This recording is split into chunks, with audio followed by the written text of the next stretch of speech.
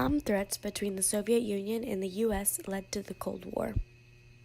The United States' dropping of the atomic bomb in Hiroshima caused Japan to surrender without further American lives lost. The threats of nuclear war struck fear into the American people, which then led to the creation of informational PSAs.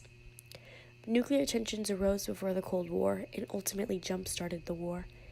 Hiroshima led Joseph Stalin to organize a special committee dedicated to developing the nuclear warfare in defense of the United States.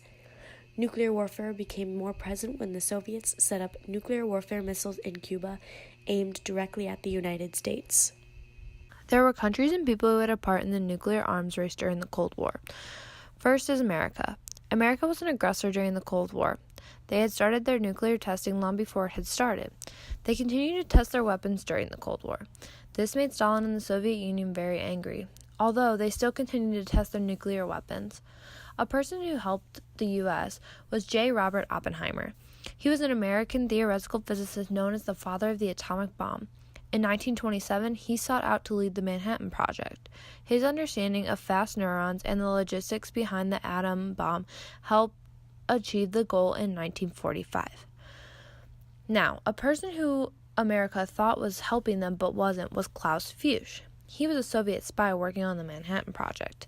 He delivered secrets to the Soviet Union which helped them make an almost identical atomic bomb. Experts estimate the information that Fuchs gave to the Soviet Union helped them to develop their own atomic bomb. In 1949, Fuchs was ousted as a spy and sentenced to only 14 years in prison. So this leads us to our next big country, the Soviet Union.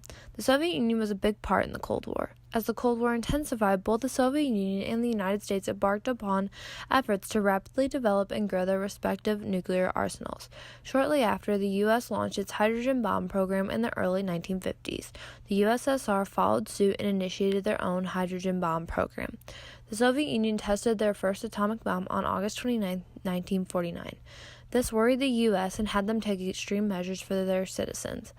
They had them learn how to duck and cover. Now, let's go see this class learn how to duck and cover.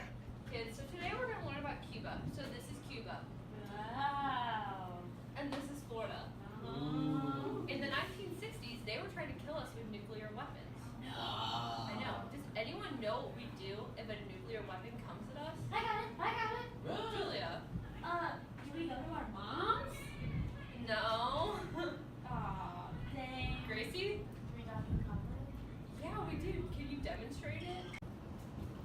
Step 1. Step 2. Step 3.